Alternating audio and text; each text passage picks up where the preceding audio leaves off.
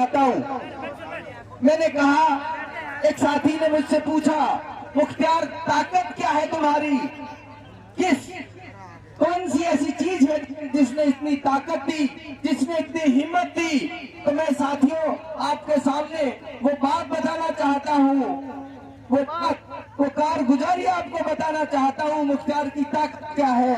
कल मैंने मेरे नीमला गांव के एक साथी को मैंने फोन किया। आप सोचिए, मैंने नीमला गांव के अपने साथी को फोन किया कि कल हम कैथोड़ आ रहे हैं, मैं चाहता हूं कि आप वहां रहें, हमसे मुलाकात होगी आपकी। तो उस साथी का जवाब सुनिए। उस साथी ने जो पलट कर जवाब दिया, उसने कहा, मुख्तियार भाई, मेरी माँ कल रात से एतकाफ में बैठी है, आपके लिए ये ताकत है हमारी, ये ताकत है मुख्तियार की। उस साथी का जवाब सुनकर मेरी आंखें भर आई। उसने कहा, कल रात से मेरी माँ एतकाफ में बैठी है और जब तक ये काम मुकम्मल नहीं हो जाता वो एतकाफ में बैठी रहेगी। ये ताकत है इस आंदोलन की, इस क्रांति। मेरी आंखें भर आई। मैं आधे घंटे तक अकेला तन्हाई में, मेरे बच्चे थे मेरे साथ, मैंने उनसे कहा थोड़ा समय दो मुझे। मैं आधे घंटे तक अकेला रहा। फिर मैंने सोचा मेरे ऊपर कितनी बड़ी जिम्मेदारी है, कितना बड़ा काम मेरे हिस्से में है। क्या ये कम था कि उलमा हज़रात ने मुझ पर भरोसा जताया। लेकिन मैं हैरत में हूँ इन दुआओं को और इन मोहब्बतों को देखकर, इन दुआओं और मोहब्बतों को देखकर मैं हैरत में हूँ कि मेरे ऊपर कितनी बड़ी जिम्मेदारी इस इलाके की, कितनी बड़ी आशाएं उम्मीदें मुझसे लोगों की हैं। साथियों, फिर मैं खुद को जब टटोलता हूँ, खुद से जब सवाल पूछता हूँ कि क्या वजह है ऐसी मुख्तियार जिससे हर व्यक्ति का भरोसा तुझ पर जम गया है। जिस इलाके में लोग ये कहते थे कि यहाँ तो टिकट को वोट पड़ते हैं, आज उस इलाके का बच्चा पुकार कर कहता है, हम नहीं जानते टिकट को, हम मुख्तियार को जानते हैं। ऐसा क्या हो गया, ऐसी क्या खूबी है तुझमें। मैं जब खुद से सवाल करता हूँ तो पाता हूँ साथियों, जब अमरूका से चला तो वो हाथी वाला भाई जो हाथी चला रहा है, हम 2-3 किलोमीटर का रास्ता तय कर चुके थे। तो एक साथी ने मुझे पानी की बोतल लपकाई और बोतल लपका कर कहा कि मुख्तियार भाई प्यास लग रही होगी, पानी पी लो। सच बात यह है, मुझे प्यास लगी थी, लेकिन रास्ते में कोई दुकान नहीं थी तो मैं किसी साथी से कह भी नहीं पाया। राह में जब हम पहुंचे तो उस साथी ने मुझे बोतल लपकाई।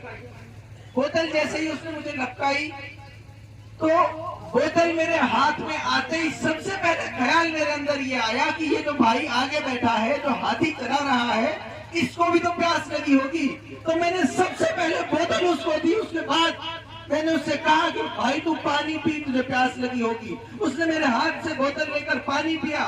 उसके बाद उसने मुझे लौटाई बोतल। है मुझे इसलिए महसूस होता है कि शायद इसीलिए लोग मुझसे करते हैं तुमसे, इसीलिए शायद लोग तुमको चाहते हैं।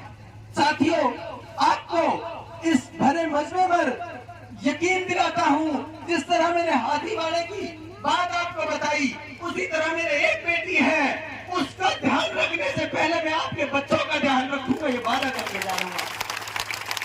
ये पीड़ा और ये कुढ़नी है। शायद इस उम्र में, जिस उम्र में आदमी ये सोचता है कि मेरे पास तो बड़े पैसे आ गए तो मैं ऐसो आराम की जिंदगी गुजारूं, मैं ऐसो आराम में इस जिंदगी को गुजारूं, लेकिन उस उम्र में भी ये सोचता हूँ कि मेरा एक एक पैसा इस कौम के नौजवानों की पढ़ाई में लग जाए। शायद इसी में मुझसे मोहब्बत करते हैं इस इलाके के लोग। बहुत लोग मेरी जिंदगी को नहीं जानते, बहुत लोगों को नहीं पता कि मैं किस तरह की सोच के साथ आगे बढ़ा। आपको इसलिए ये बता रहा हूँ, आपने जो मुझे चुना है, आपका यकीन मजबूत अगर मुझ पर रहा तो दुनिया की कोई ताकत, दुनिया की कोई मुश्किल और रुकावट आपके और मेरे रास्ते में नहीं आ सकती। मेरे और आपके हिस्से में बहुत बड़ी जिम्मेदारी है। इसलिए आपका यकीन, आपका एतमाद मुझ पर पुख्ता होना बहुत जरूरी है। मैं जब सीए बना था उस समय मैंने चुनाव लड़ने की नहीं सोची थी। उस समय मीडिया के साथियों ने आकर मुझसे पूछा था, मुख्तार सीए बन गए, बहुत बड़ा मकाम, बहुत बड़ी डिग्री हासिल कर ली, इसके बाद क्या चाहते हो, इसके बाद क्या सपने हैं। मैंने उसको पलट कर उस दिन कहा, जिस दिन इस माइक के सामने बोलते मेरी जबान लड़खड़ाती थी, इस माइक से उस दिन मुझे डर लगता था। उस उस दिन भी मैंने उससे यही बात कही, मेरा ख्वाब यह है, मेरा सपना यह है, पूरी दुनिया में जब अच्छी शिक्षा व्यवस्थाओं की बात हो, अच्छी शिक्षा की बात हो, तो मेरे इलाके का भी उसमें नाम आए। ये सपना है, ये ख्वाब है मेरा। उस दिन जब ये कह दिया उसके सामने खड़े होकर, 5 पैसे उस दिन नहीं कमाता था मैं, लेकिन सोच ये थी कि जिस दिन पैसा आ जाएगा सबसे पहला काम स्कूल बनाने का करूंगा, कॉलेज बनाने का करूंगा, सबसे पहला काम अपने इलाके के ऐसे नौजवानों को तैयार करने का करूंगा।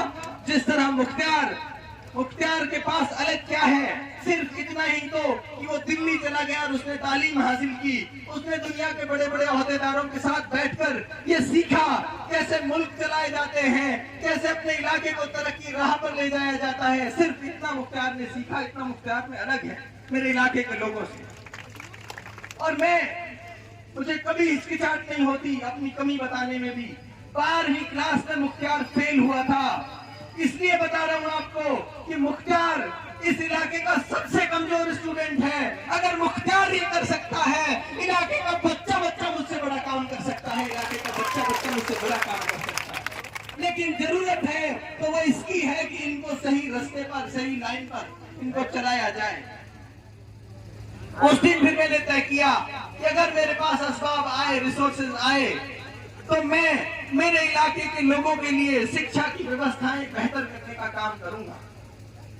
और उसमें मेरे परिवार के, मेरे गांव के लोग भी मौजूद हैं, वो गवाह हैं इस बात के कि मेरे पास जो घर मेरे सीए बनने के पहले था, आज भी मेरे पास वही घर है जो मेरे वालिद साहब ने बनाया मेरी शादी से पहले।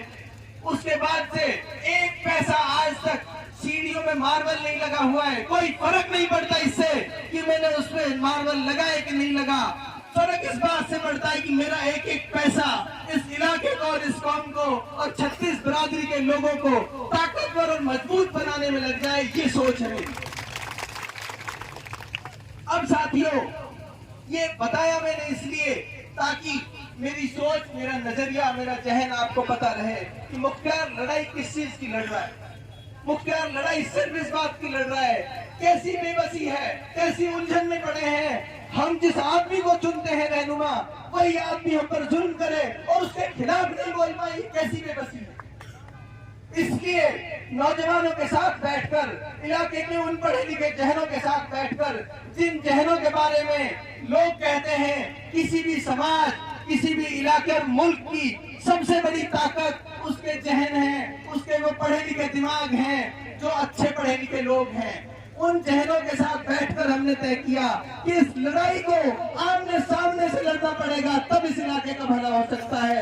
फिर हमने तय किया कि ठीक है, आमने सामने लड़ेंगे, बिना इस बात की चिंता करें। शुरुआत में मुझसे बहुत लोग आके ये कहते थे, स्कूल चलाते हो, कॉलेज चलाते हो इस इलाके में, तुम्हारा कॉलेज बंद करवा देगी। बहुत लोग आ गए तुम्हारे जैसे, चले गए, तुम्हें बर्बाद कर देगी। मैंने कहा उस दिन भी पलटकर, कल के कल जाकर उससे कहो बुलडोजर लाकर गिरा दे मेरा कॉलेज। मैं इस इलाके की आवाज और इस इलाके की बात कहता नहीं रुकूंगा।